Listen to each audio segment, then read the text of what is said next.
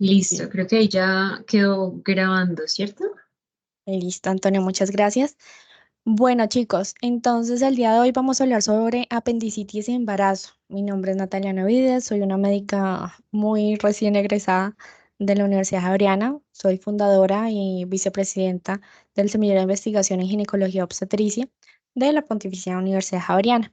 El día de hoy nos acompaña el doctor Hernán Ocampo. Él es cirujano general y coordinador de cirugía de la Clínica Versalles.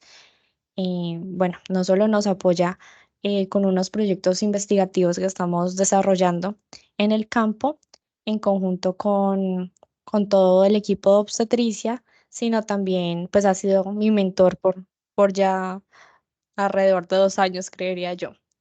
Entonces, bienvenido doctor, gracias por acompañarnos el día de hoy y bueno, cualquier comentario adicional, con gusto me avisas y te escuchamos. Antonio, Bueno, Natalia, ayúdame que muchísimas sé. gracias por la invitación. Ay, un segundito. Natalia, buenas noches a todos. Un honor pues poder estarlo acompañando en esta charla. Pues espero poder pues apoyar a Natalia en cualquier duda que tengan ustedes de este trabajo, pues que desde 2 años venimos haciendo, no solamente con Natalia, sino con todo el grupo de ginecología de la clínica. Y como les mencionaba, pues es un honor estar con ustedes el día de hoy. Muchas gracias, profe. Valen, ayúdanos a colocar nuevamente la presentación, porfa.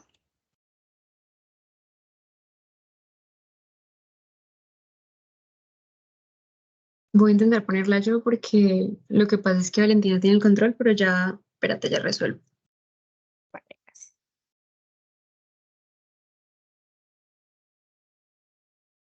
Listo, perfecto. Bueno, entonces ya por acá Listo, nos ya qué pena. presentamos, no te preocupes. Si quieres podemos seguir con la introducción.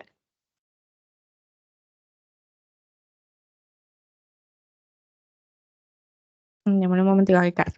Bueno, chicos, ¿por qué hablar de apendicitis en embarazo? Para eso nos tenemos que remontar un poquito a qué es eso de apendicitis, por qué es tan importante. La importancia radica es que es en la urgencia quirúrgica más común. Yo creo que de las urgencias que nos llegan al hospital, llamamos al cirujano casi que un 80% de las veces, o por un apéndice o por una vesícula, que si bien es necesario conocer sus causas, sus síntomas, las ayudas diagnósticas que tenemos que pedir, pues siempre es bueno irnos a la base y saber específicamente por qué puede suceder esto y además pues saber la anatomía que conlleva. Entonces, ¿qué es una apendicitis? Una inflamación del apéndice secal o vermiforme.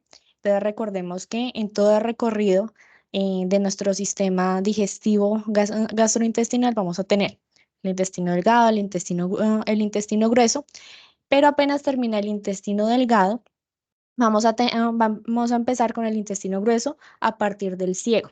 Allí van a converger esas tenias cólicas, que es esa zona que vemos allí en la imagen, y va a aparecer ese apéndice vermiforme, que es como esa colita que vemos al final, que pues se ve muy sutil, pero genera bastantes complicaciones cuando se inflama. ¿Qué circulación va a tener? Esta va a ser irrigada por la arteria pendicular, que también se ve allí en la imagen. Esta es una rama de la arteria ileocólica que deriva de la arteria mesentérica superior. ¿Podemos seguir? Y esa apendicitis, ¿por qué se presenta? Es decir, uno dice un remanente embriológico, ¿por qué se inflama y por qué nos puede generar tantas complicaciones, peritonitis, bueno, todo lo que veremos más adelante. Digamos que se habla entre las teorías que hay por una infección posterior a un proceso obstructivo. Puede ser o por una hiperplasia de los folículos linfoides submucosos que están allí en esa zona, que más adelante van a ver que eso se acumula, todas esas secreciones mucosas y hacen que se dé esa inflamación. También pueden haber fecalitos o apendicolitos que nos van a generar lo mismo, una cantidad de materia fecal allí que no va a dejar que digamos que de su tránsito normal, o también se puede dar por la ulceración de la mucosa a causa de una bacteria, por ejemplo, del grupo Yersinia que se muestra en la imagen. Definir la causa en cada caso no siempre es tan fácil, pero lo que sí tenemos claro es que una vez llegamos a un diagnóstico certero, podemos tener un tratamiento eficaz y eso sí nos va a solucionar la dificultad. Entonces, no debemos olvidar que por eso se puede dar y siempre la respuesta va a ser obstrucción del apéndice. ¿Listo? Listo, y algo de fisiopatología. Entonces, como les comentaba ahorita, si se obstruye la luz, ¿qué vamos a tener? Una acumulación de toda esa secreción mucosa. Si se obstruye y se acumula, vamos a tener una distensión de ese apéndice y vamos a comprometer el drenaje venoso y linfático. Y eso nos va a generar ya las dos primeras fases de la apendicitis. Entonces, primero va a ser una apendicitis en fase mucosa, que es esa acumulación y distensión, y luego vamos a tener ulceración, que es la fase flemonosa. Entonces, lo que nos genera una apendicitis focal aguda, hasta allí digamos que es de atención, pero todavía no ha llegado a sus estadios más complicados y nos va a generar que en el paciente, pues un dolor visceral, mal localizado, el paciente va a empezar con toda la sintomatología que vamos a ver. Posterior a eso, como hay una acumulación, vamos a tener sobrecrecimiento bacteriano que se va a extender por la pared abdominal cuando ya llegamos a la fase purulenta. Eso nos va a generar la irritación peritoneal y esta palabra es importante, el clásico desplazamiento del dolor a la fosa ilíaca derecha. Acordémonos que acá estamos en pacientes adultos normales. Posterior a eso vamos a tener una obstrucción del flujo vascular.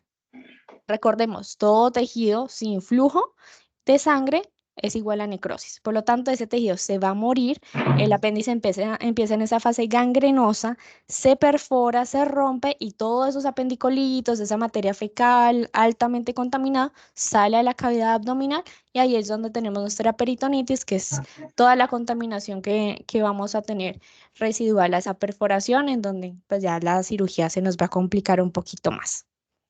¿Listo? ¿Podemos seguir? Una vez teniendo esto en la cabeza de cómo yo entendería un paciente adulto normal, vamos a ver por qué es tan importante que en un grupo de ginecología y obstetricia hablemos de esta patología quirúrgica. Pues resulta que la apendicitis en la gestación durante la historia remonta hace ya hasta a un siglo pasado, en donde en 1881 el doctor Robert Lawson, un cirujano escocés, hizo la primera cirugía de apendicectomía en paciente embarazada exitosa. Es decir, la mamá tenía 24 semanas y tanto ella como el producto de la gestación salieron sanos y salvos de todo el proceso quirúrgico. En una época, pues, donde evidentemente no tenían ni los avances tecnológicos, ni tampoco todavía el conocimiento que tenemos actualmente. Esta cirugía o esta hazaña se realizó en Inglaterra y gracias a este cirujano, pues digamos que se abrió todo el campo de la cirugía en las pacientes en embarazo, porque así como tenemos esta patología, también podemos tener toda la patología de la vesícula biliar, que digamos que también es una, una de las patologías quirúrgicas que va a necesitar una sinergia importante, no solo entre los cirujanos, sino también con los ginecólogos. Listo, podemos continuar. Los que te le recomendaste fue a uno que le recomendó. Gracias. Bueno, ¿qué tenemos acá? Entonces, ya para introducirnos en la parte de apendicitis en la gestación, tenemos que es la causa más frecuente de abdomen agudo no obstétrico en el embarazo. Es decir, si yo tengo una paciente embarazada con abdomen agudo, tengo que descartar, por supuesto, las causas no quirúrgicas y las diferentes causas ginecológicas, pero en caso de que yo ya haya descartado eso, tengo que pensar en, esta paciente podría tener una apendicitis. Y aunque la gestación no es un factor de riesgo para que una mujer tenga apendicitis, sí está asociada a una mayor tasa de complicaciones. ¿Por qué? Porque de eso va a depender la alta morbimortalidad, no solo de la madre, sino también del producto de la gestación. Y es un reto diagnóstico, ya lo vamos a ver, por los síntomas y la localización que va a diferenciarse en gran medida de un paciente normal. Y acá tenemos este cuadro que nos ejemplifica la frecuencia entre los diferentes trimestres. Entonces, vemos que en el trimestre, en los primeros 3 meses vamos a tener de un 19 a un 36% de probabilidad que lo tengamos. En el segundo es donde más tenemos probabilidad, con un 27 a un 60%. En el tercer trimestre del 15 al 33% y finalmente en el puerperio un 8%, donde no significa que tenga menos complicaciones. Gracias. En cuanto a factores de riesgo que tenemos, porque si bien no es un factor de riesgo al estar en embarazo, sí hay cosas de las mujeres en embarazo que nos pueden decir, podría ser apendicitis. Entonces, la edad materna joven, mujeres menores a 20 años, pero no necesariamente es a causa del embarazo, sino porque si recordamos en una apendicitis de adultos normales, ¿en quienes se presenta más frecuentemente? En la segunda y tercera década de la vida. Por lo tanto, se asocia sobre todo a este factor de riesgo de la apendicitis en adultos. Un historial previo a apendicitis con manejo conservador, es decir, si yo tengo una mujer que 1 año, 2 años, 5 años previos de una apendicitis que se le realizó manejo conservador, es decir, con antibióticos, no se le realizó manejo quirúrgico, es posible que durante el embarazo vuelva a presentar esta apendicitis y que ya, bueno, ya lo veremos con el manejo, pero digamos que esto puede pasar. La multiparidad, esto es más por los cambios anatómicos que tienen las mujeres que han tenido múltiples embarazos. Y antecedente de enfermedad inflamatoria pélvica nos da más riesgo de complicaciones precisamente por toda la inflamación que se presenta en esta enfermedad. O sea, una inflamación del apéndice, digamos que se nos complica mucho más a la hora de, por ejemplo, entrar al tiempo quirúrgico. Y algunos datos que siempre hay que tenerlos en cuenta. Entonces, tenemos un mayor porcentaje de riesgo de perforación. Y si ese apéndice se perfora, pues es posible que esa materna tenga un trabajo de parto pretérmino. Es posible que tengamos tanto una muerte materna como una muerte fetal. Y también es posible que tengamos apendicectomías negativas. ¿Qué tanto no nos preocupa? Digamos que comparado con las complicaciones que podemos tener en caso de no hacerla, es preferible hacerla y hacerla oportunamente. ¿Por qué? Porque es que si dejamos pasar el tiempo o manejos un poco más conservadores y tenemos las complicaciones de una perforación y una peritonitis, sí nos puede llevar a riesgo de mortalidad fetal y materna. En cambio, si digamos tenemos una apendicectomía, es verdad, se afecta un poco el riesgo por, digamos, los riesgos propios de la cirugía, pero estamos seguros de que no pasó como a un estadio mucho más complejo. ¿Podemos continuar? La clínica, esta es la clásica. Entonces, ¿qué vamos a tener? El paciente con dolor abdominal, como les mencionaba, ya sabemos por qué se da, es un dolor que migra. Entonces, no, doctor, es que yo tengo como una gastritis, como una epigastralgia. Ah, bueno, ¿y hace cuánto la tiene? No, es que ya no la tengo ahí, sino que ahora la tengo en la fosa ilíaca derecha, lo típico. Blomberg, entonces hacemos el signo de Blomberg, efectivamente lo vamos a encontrar en la mayoría de los pacientes, tenemos Ropsting, bueno, todos los demás signos que ya conocemos. La defensa abdominal, también explicamos el por qué. Y ojo con esto, tenemos náuseas, emesis, síntomas gastrointestinales, anorexia. Todos los pacientes saben, no, doctor, uno le ofrece comer, no, doctor, yo no quiero comer. De hecho, una de las cosas que tiene como muy en cuenta, venga, yo lo dejo tomar un juguito o un pastelito y el paciente dice, no, doctor, mejor no. Esto casi que siempre es apendicitis. La disuria, entonces, también se puede presentar la fiebre, que lo vamos a ver con los scores, es un síntoma clásico, y el dolor rectal. Podemos continuar. ¿Qué pasa en la paciente embarazada? Pues que la mayoría de esos síntomas que vimos son muy comunes de los síntomas normales en el embarazo. Entonces, ¿qué te van a decir todas las maternas? No, pues sí, doctora, me da epigastralgia desde que yo comencé en el embarazo.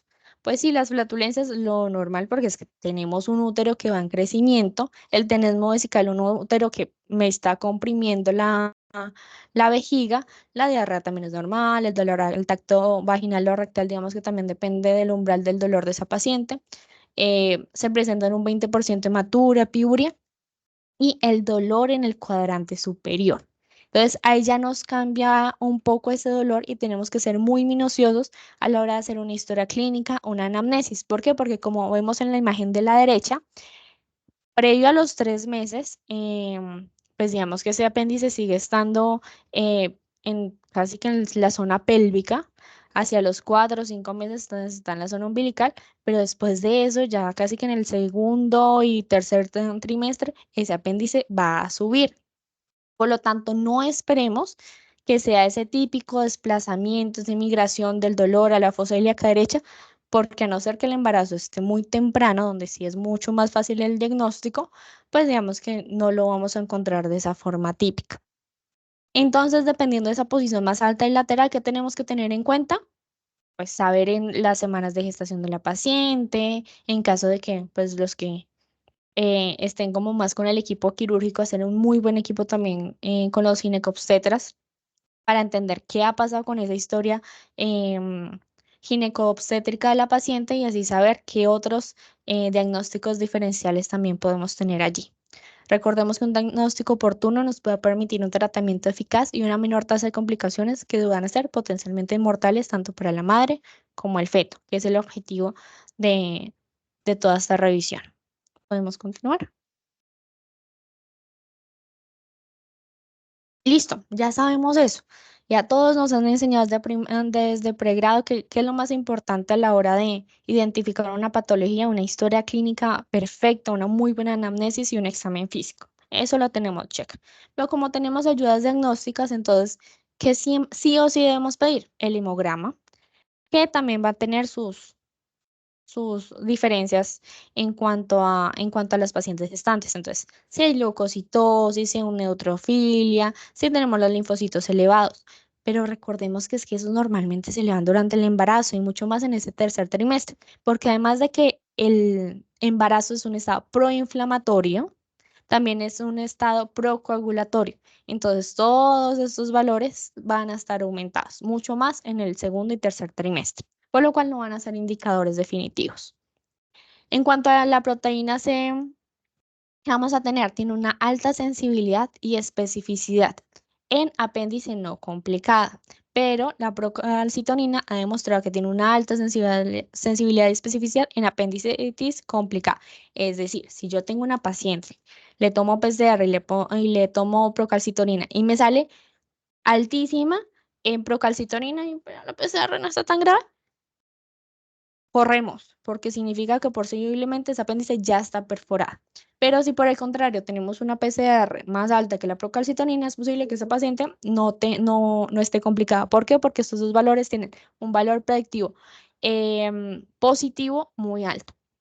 En cuanto a la hiperbilirubinemia, sabemos que es un factor predictivo de la perforación apendicular. Entonces también tenemos que tener en cuenta esa parte. ¿Listo? ¿Podemos continuar? Bueno. En cuanto a las imágenes diagnósticas, allí vamos a tener ¿cómo se puede decir ahí? Una controversia. ¿Por qué? Porque en este caso no siempre la mejor imagen diagnóstica es la que nos va a ayudar a definir si se hace la cirugía o no. ¿Por qué razón? Porque van a ver que las pacientes no van a querer tener imágenes diagnósticas. Es decir, las pacientes normalmente les va a decir, no, doctor, porque es que a mí me han dicho que eso me va a hacer que pierda a mi hijo, que mi hijo sale con una deformación, etcétera, etcétera, etcétera.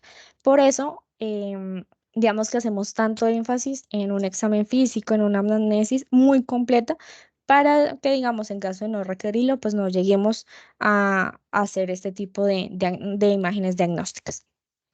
¿Cuál es la modalidad diagnóstica de elección en caso de que la paciente lo permita? La ecografía tiene una sensibilidad del 20, perdón, al 50% y una especificidad del 33 al 92%. Pero ustedes dirán, son diferencias abismales, o sea, del 33 al 92, pues es mucho. Esto porque es operador dependiente, es decir, depende mucho del ecografista que lo está haciendo en ese momento, de la grasa que tenga la paciente, porque muchas pacientes durante la gestación sabemos que hay un aumento de peso, que es una zona donde es posible que tengamos un panículo adiposo importante, entonces eso hace que visualizar el apéndice no sea tan fácil.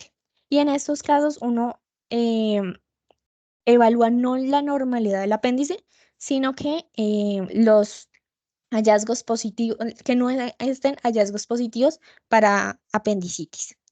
Normalmente, pues tenemos que ver un diámetro mayor a, dime, doc. Hola Nata, bueno, con respecto a la ecografía, como ya lo mencionaste, hay mucha controversia, ¿vale? Si bien es cierto y clásicamente, como ya lo escribiste, se ha escrito como el examen de ideal, tiene un examen que es lastimosamente poco sensible y aún más es poco específico. ¿Por qué? Como ustedes pueden ver, tiene una sensibilidad y especificidad pésima, ¿cierto? Y cuando tiene una especificidad es porque cuando realmente detecta una apendicitis es porque sí la tiene, pero lastimosamente hay estadísticas un poquito más nuevas que hablan que el 85% de las ecografías en pacientes con apendicitis son negativas o no visualizables. Entonces, el hecho de que ustedes tengan una alta sospecha de apendicitis con una ecografía normal no les descarta y no los debe dejar tranquilos, porque hay muchos factores técnicos que evitan que el apéndice se detecte fácilmente, como por ejemplo el meteorismo, o sea, el acúmulo de gas intestinal a nivel del ciego, los mismos cambios asociados al aumento del tamaño del útero. Recuerden que el apéndice se va desplazando de su posición habitual. Entonces, el ecografista, pues, clásicamente va al punto donde cree que está el apéndice y fácilmente el apéndice puede estar o detrás del útero o a 3 años luz del sitio donde está buscando.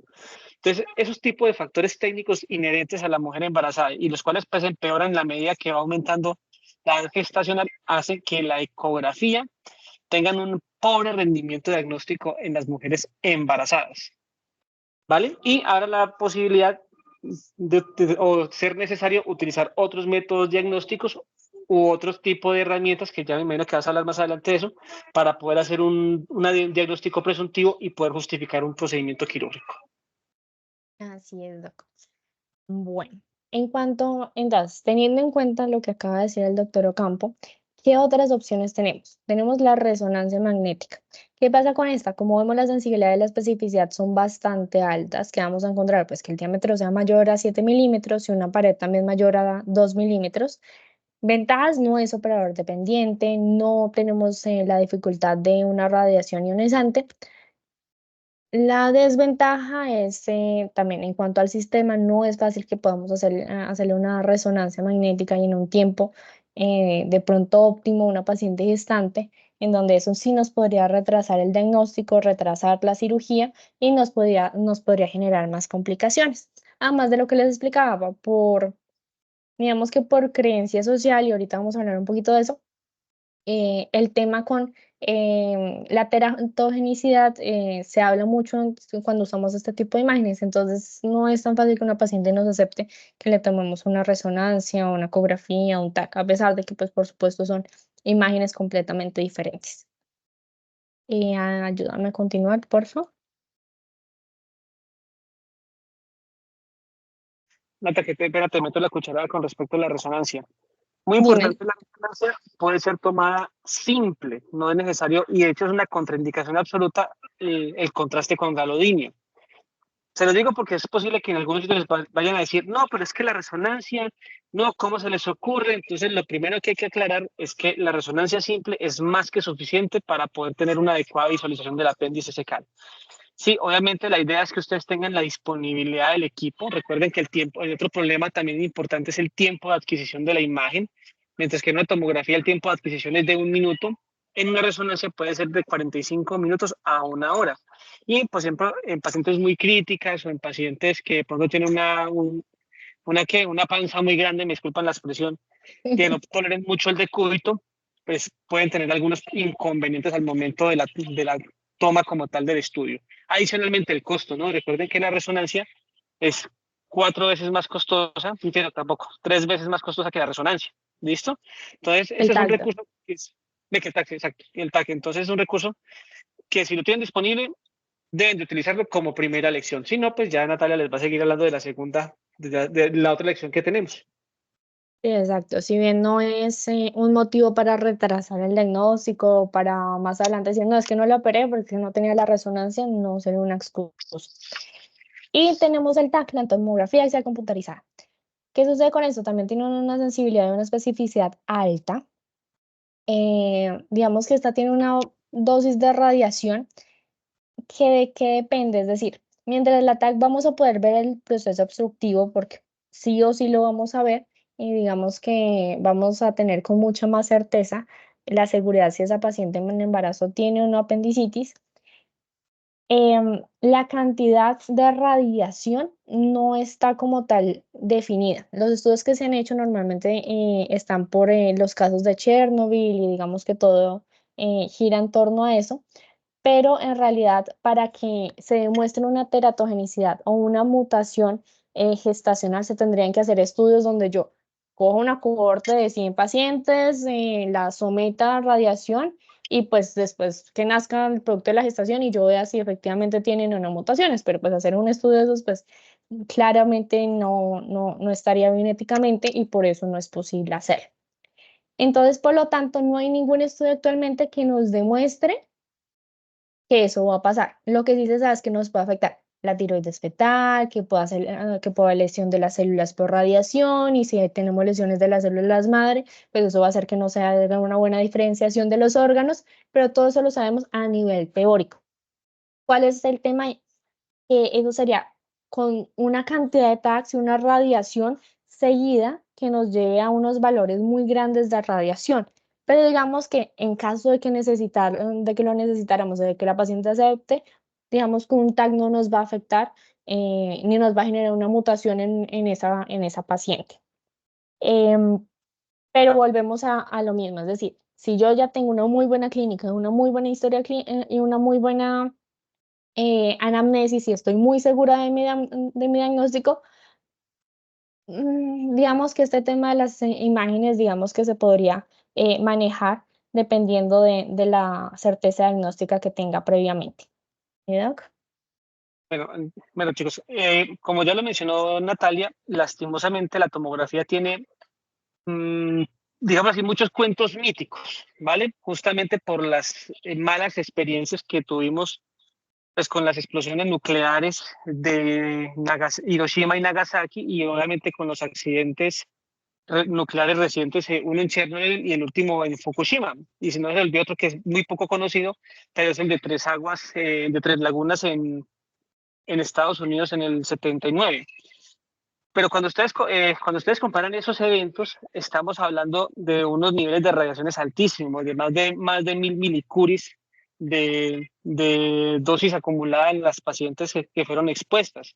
Literalmente, para que ustedes puedan tener esa cantidad de exposición, o tienen que ir al ladito de un reactor nuclear que esté desprotegido, o tienen que haber estado muy cerquita de una explosión nuclear. Realmente la cantidad de rats o de milicuris que ustedes reciben al momento de realizarse la tomografía está por debajo de los 60 milicuris, es decir, es una dosis insignificante. Entonces, la probabilidad que usted o que su paciente tenga un efecto de teratogenicidad o de lesiones de retina o de tiroides fetal o todas estas malformaciones descritas a la radiación es relativamente baja o por lo menos es relativamente baja. Obviamente en estos va a ser muy difícil encontrar estudios porque pues las implicaciones éticas van a ser muy complicadas.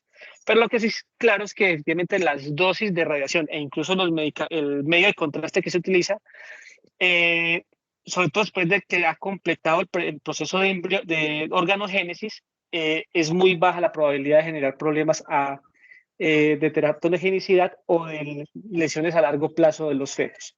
Entonces, ¿a qué punto hoy? Que con los protocolos, hija, que con los protocolos adecuados, con unas dosis ajustadas de medios de contraste y de tiempos de exposición, los servicios de imagenología pueden ajustar los protocolos para ofertar a las pacientes embarazadas la realización de la tomografía. Obviamente, esto tiene que ir con un consentimiento informado. Por ejemplo, yo creo que Nata, podemos hablar con la doctora Velázquez, pues para que les oferte o les logre compartir el protocolo que se creó para la clínica de Versalles, que es muy, muy ajustado a todo eso. Además que ella escribió el libro de oncología fetal, ¿cierto? Entonces, pues es una experta en el área.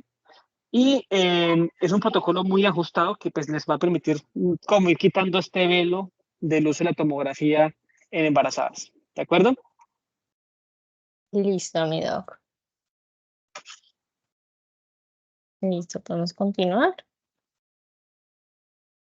Bueno, una vez que tenemos toda esa cantidad de elementos, podemos usar los scores diagnósticos. ¿Qué sucede? La mayoría de esos están validados para pacientes no gestantes. Y por eso vamos a ver que, como les mencionaba antes, muchos de esos síntomas no solo se van a repetir, sino que además no van a ser tan indicativos, porque es que la paciente en embarazo, pues es una paciente que presenta un gran abanico de síntomas, que muchos son somáticos o susceptibles dependiendo de la paciente, entonces se nos puede volver un poco subjetivo el score. Entonces miremos el clásico, el de Alvarado.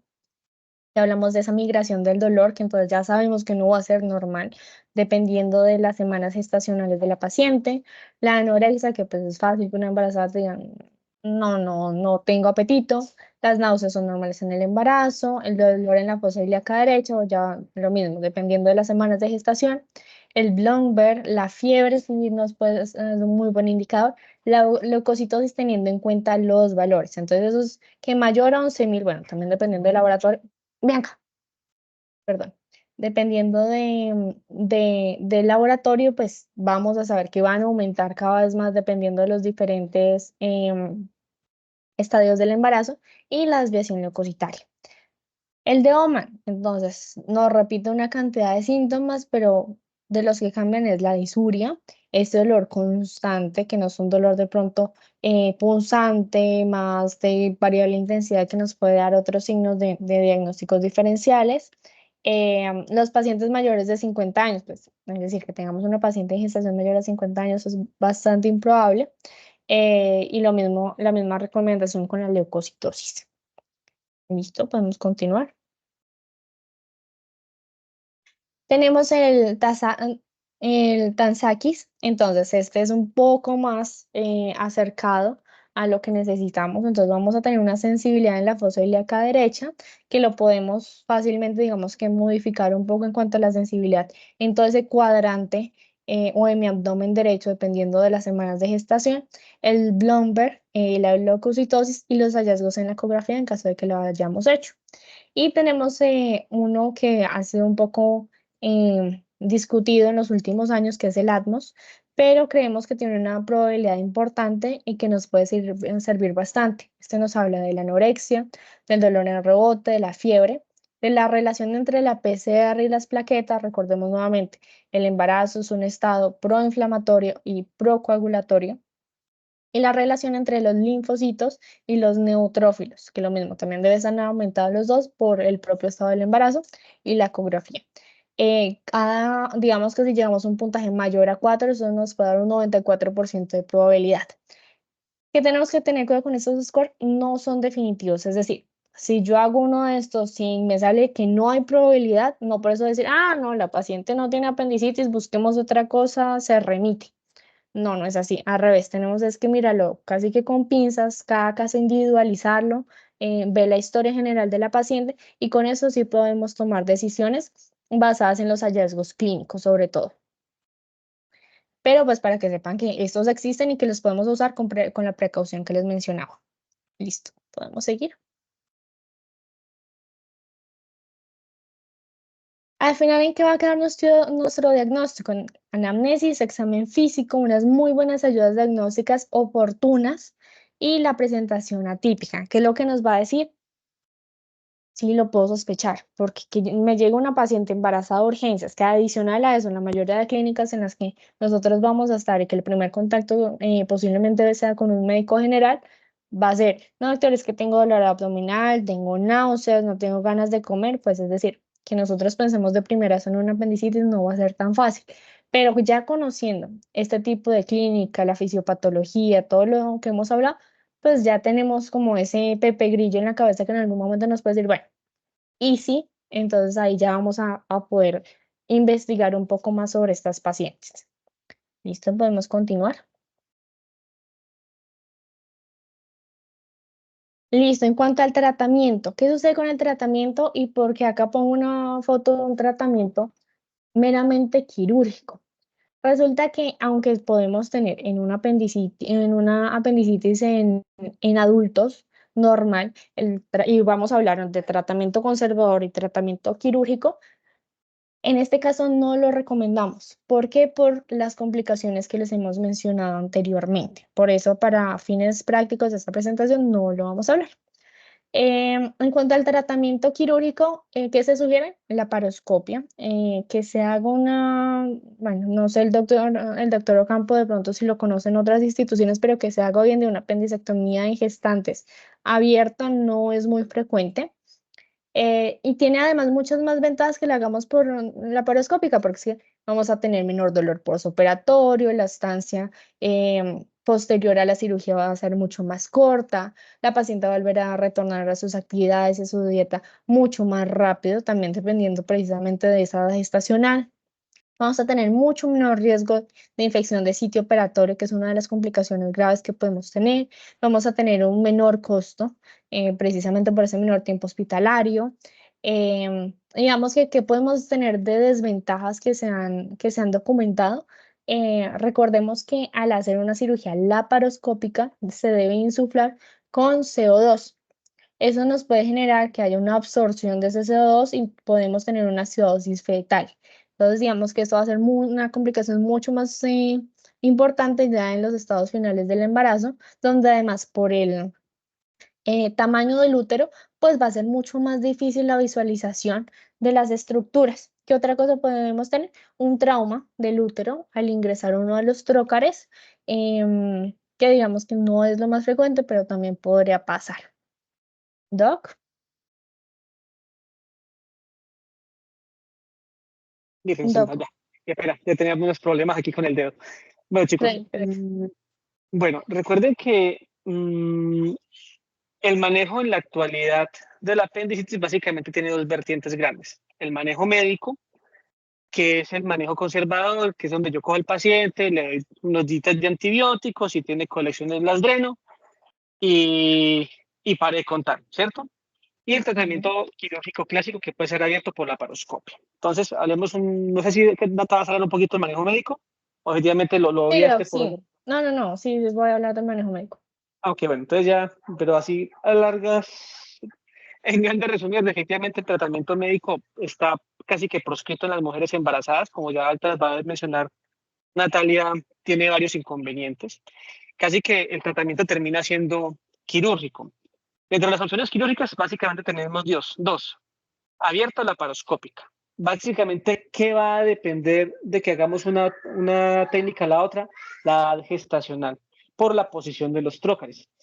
Normalmente, nosotros, como ya todos saben, colocamos un trócar a nivel periumbilical y un trócar a fosa ilíaca izquierda y otro a nivel de suprapúbico, o a veces dos suprapúbicos. Todo depende de la técnica del cirujano, pero en la medida que aumenta en la altura uterina, pues el riesgo de irle a hacer un daño o un traumatismo al útero es mucho más alto, sin mencionar que el incremento de la presión intraabdominal debido al tamaño del útero, pues hace que se obligue a trabajar con bajas presiones de insuflación y que la ventana que tú das para poder tener esa visión crítica como la que está mostrando Natalia en pantalla sea mucho más difícil. Entonces, entre más edad gestacional tenga la paciente, va a ser mucho más complicado poder tener una ventana adecuada y hacer un procedimiento por vía laparoscópica.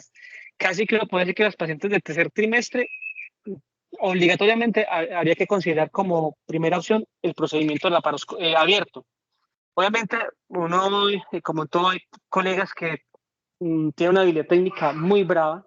Sí, yo tengo colegas pues, que son unos tesos en técnicas de laparoscopia que pueden ubicar un poquito más o un poquito más mejor, como diría vulgarmente, los trócares y poder incluso ofertar en esas edades gestacionales avanzadas el procedimiento laparoscópico, pero tiene sus inconvenientes, es más doloroso, es mucho, técnicamente es muy difícil y el riesgo de complicaciones es muy alto. Entonces, casi que las pacientes en primer y segundo trimestre, la opción de laparoscópica es la ideal.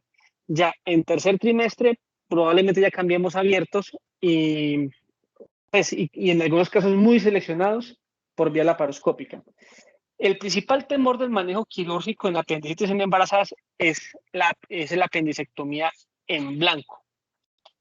Y lo jodido es cambiarle al cirujano, a mis colegas, que esta es una posibilidad muy alta en embarazadas. ¿Por qué hay tanto susto? Porque el apéndice en blanco es un indicador de calidad y es un indicador de cómo tú como cirujano tengas una adecuada precisión diagnóstica, ¿cierto? Entonces, siempre es molesto que uno lleve a una paciente a una cirugía y que la causa sea otra y no la por la que uno quiso llevar al paciente a su cirugía, además, pues la morbimortalidad que eso trae. Sin embargo, en mujeres embarazadas se acepta hasta una tasa del 30% de apendicectomías en falsos positivos o apendicectomías en blanco. ¿Vale? Sin embargo, la laparoscopia, la intervención quirúrgica tiene otra ventaja. es que si no tienes el apéndice como causa, puedes identificar otro tipo de causas de otra índole como causas de dolor, por ejemplo, los quistes torcidos de ovario, los, Embarazo ay, ectópico. los embarazos ectópicos, etcétera, etcétera, pues como para no alargarnos mucho. Entonces, conclusión, definitivamente el manejo quirúrgico es la principal opción en la mujer embarazada y no le tengan miedo a que tengan un paciente con una apendicectomía en blanco. ¿Por qué? Pues por todo lo anteriormente que expuso Natalia, pues la probabilidad que se tenga un error diagnóstico es bastante alta. Y finalmente lo que te va a hacer el diagnóstico definitivo de la enfermedad no es ni siquiera la clínica, sino para poder estar 100% seguros, habría que sacar el apéndice y observarla al microscopio. Entonces, finalmente, todo lo que tú estás haciendo desde el punto de vista clínico, como el examen físico, los scores de probabilidad, las imágenes diagnósticas, son para tener una certeza o disminuir la probabilidad de que de pronto no vayas a tener un error en el momento de ofertar el procedimiento quirúrgico. Obviamente en embarazadas, por todas las dificultades técnicas y fisiológicas que se presentan, pues intentar bajar eso al mínimo es imposible. ¿Listo? Entonces no le tengan miedo a la cirugía en mujeres embarazadas. Definitivamente el riesgo al beneficio que se le está ofertando al paciente es mucho más alta que dejarla con una apendicitis por ahí andando y sin diagnóstico. ¿De acuerdo? Sí, Listo, Nati. total. Bueno, entonces, una vez realizada la cirugía, o digamos que lo complementario al procedimiento quirúrgico, que tenemos que tener en cuenta el manejo antibiótico. Debe ser un tratamiento al menos de 7 a 10 días. Los microorganismos que más tenemos que cubrir son los gram positivos y los gram negativos, además de anaerobios, por lo tanto debemos tener un antibiótico de amplio espectro. Proponemos una clindamicina y gentamicina, o metronidazol más ceftriaxona, una ampicilina sulbactam. En ciertos casos que ya de pronto, en caso de que, por ejemplo, hemos tenido en la UCI obstétrica pacientes que por diversas complicaciones han tenido que quedar con abdomen abierto, con BAC, entonces ya por supuesto ahí se explora la necesidad de antibiótico-terapia mucho más potente, pues teniendo en cuenta e individualizando, como les había comentado, cada caso. Pero en general, pues tratar de cubrir al menos por ese tratamiento de 7 a 10 días ante los microorganismos que mencioné. Y muy importante, el control fetal, es decir, como es una sinergia entre los cirujanos y los obstetras, es necesario recordar que no es un paciente, son dos pacientes, por lo cual estar muy pendientes a monitorización fetal, de que de los movimientos. Recordemos que la paciente va a pasar por un proceso de anestesia que podría disminuir algunas reacciones eh, normales que tiene el feto, dependiendo nuevamente de las semanas, acá todo es muy dependiente de las semanas, pero sí se recomienda pues que estemos como todo el tiempo monitorizando al paciente, hacer perfil biofísico, como todo lo necesario para asegurarnos de que ese binomio pues salga exitoso. Y yo creería que, pues es decir, si lo vienen haciendo desde 1881, hoy en día tenemos muchas más herramientas para que esa morbimortalidad cada vez sea mucho más baja y teniendo este conocimiento desde pregrado, desde ser médicos generales, que en algún momento podemos estar en un rural ante una paciente que pueda tener este tipo de patología o en un servicio de urgencias, pues al saberlo y al ya tenerlo como en la cabeza, esa paciente tendrá la oportunidad de un diagnóstico mucho más eficaz y oportuno. Y podemos continuar con la última para no extendernos más. Para concluir, y ya como los mensajes que queremos que se lleven a casa, entonces ya sabemos, es la patología quirúrgica no obstétrica más común en el embarazo. Los cambios fisiológicos nos van a afectar esa presentación clínica, pero no por eso debemos dejar de pensar. Y su retraso diagnóstico e intervención nos va a aumentar ¿qué? La morbimortalidad del binomio como tal. Y terminamos con... Ay, falta una, porque no se ve la última. No, Ay, mira ¿por que qué? esa era es la última que sale. ¿Qué pasó? ¿Será que no, acá hay una, la 18? Ay, tan raro. Ah, ven, pues yo la comparto, no pasa nada. Ven acá, si quieres. Yo repetir un poquito la cucharada con respecto al manejo posquirúrgico. Eso es muy importante. recordarles a todos a los presentes de que, como bien lo mencionó Natalia, la mujer embarazada o el embarazo incluyen un binomio madre-hijo, que si no tenemos mamá, pues no tenemos feto. Incluso después de operado, recuerde que la principal complicación de la apendicitis en el posoperatorio inmediato es, depende de la edad gestacional, la amenaza de aborto o la amenaza de parto pretérmino. ¿Eso qué quiere decir? Que las pacientes, después de operadas, hay que hacerles una evaluación materno-fetal muy estricta, o por lo menos de acuerdo al protocolo institucional que se lleve, que haya como mínimo un perfil biofísico, o bueno, una ecografía obstétrica según sea el caso, una monitoría, una fetocardia, bueno, toda la evaluación obstétrica que amerite la condición de la paciente y del mismo bebé. Porque recuerden que pues, una de las principales, insisto, complicaciones que se puede desencadenar una amenaza de aborto, una amenaza de parto pretérmino, y lo cual pues, puede desencadenar en una pérdida fetal, ¿cierto? Entonces, ¿por qué lo menciono? Porque me ha pasado, lastimosamente, que hace uno el seguimiento a la paciente, ¿sí? 22, 23 semanas, puede ser un caso muy sencillo de apendicitis, una apendicitis en fase flemonosa o en fase filino-purulenta, es decir, no complicada, y me dicen, no, doctor, es que como no tiene nada de ginecología, entonces la paciente es suya. Pero se les olvida que estas son las principales complicaciones. Entonces, estas pacientes casi que hasta el momento del egreso se les debe hacer el correspondiente monitoreo. ¿Por qué? Porque pues, el riesgo de amenaza o la amenaza o el riesgo de pérdida fetal después del procedimiento puede ir hasta incluso el mes siguiente a la intervención quirúrgica. Entonces, por eso es muy importante el trabajo en equipo, tanto del cirujano general para detectar las complicaciones derivadas de la apendicitis y de la misma apendicectomía, como el ginecobstetra, pues para hablar el binomio materno-fetal. ¿Listo? Así Vale, es, Nata. doctor. Bueno, no, en cuanto a lo que acaba de decir el doctor, yo creo que es uno de los mensajes más importantes para las personas que de pronto se vayan a dedicar tanto a cirugía como a ginecobstetricia, porque siempre el trabajo en equipo entre las diferentes especialidades va a ser un beneficio para los pacientes, independientemente del paciente, la patología, trabajar juntos y enfocar los pacientes desde todos los diferentes ángulos eh, va a generar es un alivio, tranquilidad para el paciente y de pronto manejar al paciente separado, sin buena comunicación, es lo que a veces nos puede traer complicaciones que pues en últimas pues van de pronto a dificultar la atención a ellos. Entonces, bueno, un agradecimiento muy especial al doctor Ocampo, ¿verdad?, por acompañarnos el día de hoy. Y veo por acá una pregunta, pero me la mandaron a Anita. Doc, dicen que, ¿qué sucede si, no sé si la entiendo bien, pero es al parecer que si están durante la apendicectomía y la paciente entra en proceso de parto? No sé si has escuchado algún caso de que durante la apendicectomía la Sí, paciente claro, toque hacerle claro. Sí, claro, no, de hecho algunos protocolos recomiendan, algunos, no todos, porque realmente eso no está muy bien escrito, pero tampoco es una recomendación alta de iniciar tocolisis antes del procedimiento.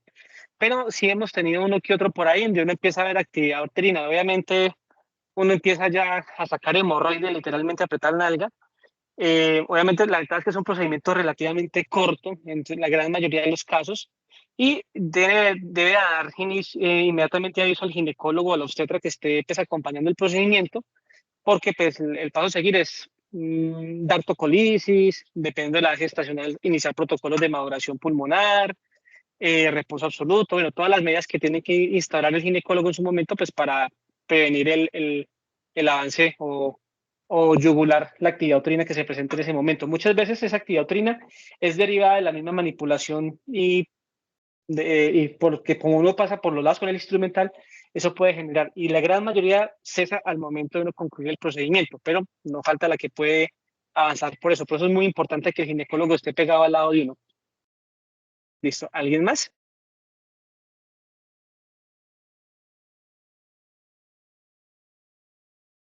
Bueno, veo que parece que ya no hay más preguntas ni participaciones, pero yo sí quería como, ya para concluir, pues bueno, darle las gracias a Natalia y al doctor por la charla Y pues que si alguno verdaderamente tiene más preguntas o dudas al respecto, pues que recuerden que la charla va a quedar en YouTube, que recuerden pues leer un poco de la bibliografía previa a las charlas, pues con el fin de poder aprovecharlas un poco más y no solo pues con las dudas que les surjan durante la charla, pero pues también si quieren ir más allá o si les surgen dudas previas a la charla, pues también poder hacerlas.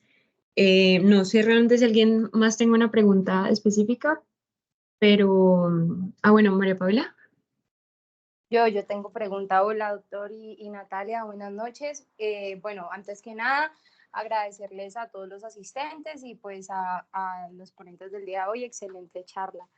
Yo quería hacer una pregunta referente a lo que decía el esquema de maduración. Y es si se sabe en la literatura si este puede tener un impacto negativo en la mamá, porque digamos que entendiendo pues todo el proceso inflamatorio, infeccioso que puede llevar, digamos, la intervención, no sé si hay alguna contraindicación para el esquema de maduración o si en caso de estar permitido en la edad gestacional, pues se indicaría su uso. Hola, María Paula. Realmente no. En lo que yo he leído hasta la fecha, no hay ninguna contraindicación para el uso de corticoides, en este caso para esquema de maduración fetal. Obviamente todo va a completar el esquema si es con la velocidad que tú hagas el diagnóstico. En cuanto al enmascaramiento de síntomas o el curso de la enfermedad, realmente no hay diferencias en darle o no darle. ¿Sí? De hecho, recuerda que en pacientes con cuadros de sepsis severa es una indicación el uso de corticoides. Y en este caso no te va a modular la respuesta inflamatoria para ¿un qué? Para ¿cómo es la palabra?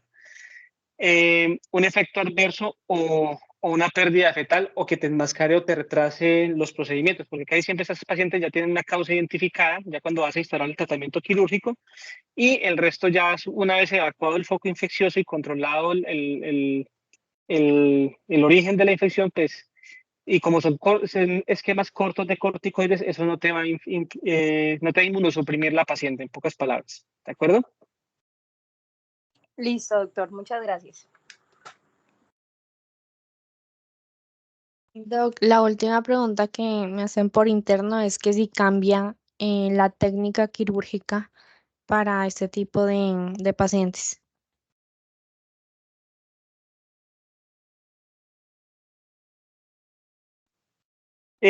Como les mencionaba, todo va a depender de la edad gestacional de la paciente, ¿sí? Obviamente, recuerden que después de la tercera semana, dime, después de las semana 30, 32 de edad gestacional, el útero ya se coloca en posición supraumbilical. Entonces, intentar un acceso a un abordaje transumbilical de la laparoscopia va a ser más complicado, sin mencionar que el posicionamiento de los otros trócares o otros puertos va a ser mucho más difícil porque recuerde que prácticamente el útero va a ocupar casi toda la fosa pélvica, entonces tú no vas a tener una ventana adecuada para poder identificar el apéndice que casi siempre no está pélvico, sino que muchas veces ya se ha desplazado. Hemos tenido casos, por ejemplo, para que dimensionarles hasta qué punto se puede modificar la anatomía de pacientes embarazadas con apendicitis y que por contigüidad hacen colecistitis, ¿sí? Entonces se pueden imaginar, incluso con la técnica abierta, hablando de la incisión clásica, la Rocky Davis o la McBurney, uno a veces puede tener dificultad porque el apéndice puede ascender o se puede ubicar detrás del útero, entonces ya son un poco, técnicamente son más difíciles. Obviamente ya en casos muy severos, donde ya te llega una paciente con una sepsis muy severa, una paciente en choque séptico, ya el abordaje a través de línea media es el indicado. Lastimosamente aquí tenemos que sacrificar el aspecto estético por dejar algo más funcional que te permita acceder a toda la cavidad y poder identificar rápidamente el apéndice y evacuarlo y acortar el tiempo quirúrgico pues, que vas a requerir para que esta paciente pueda ser rápidamente recuperada en unidad de cuidado intensivo y incluso si se tiene que manejar con abdomen abierto, que eso es un capítulo que últimamente la doctora Velázquez me ha estado tomando para intentar hacer algunos trabajos con eso, pero bien o mal no hemos tenido que llegar a este punto. Espero que haya quedado entendida la respuesta. Súper bien, Doc. Muchas mil gracias por acompañarnos. Chicos, a todos los asistentes y bueno, esperamos que sigamos cumpliendo el cronograma académico a cabalidad y sigamos teniendo estos espacios académicos que creo que son muy beneficiosos para todos. Muchas gracias y que tengan una feliz noche. Gracias, Natalia, por la invitación y a todos ustedes por esta buena iniciativa. Un abrazo y que tengan una feliz noche. Hasta luego, Gracias a muchísimas todos. gracias. Gracias, Nata. Muchas gracias, doctor. Que estén bien.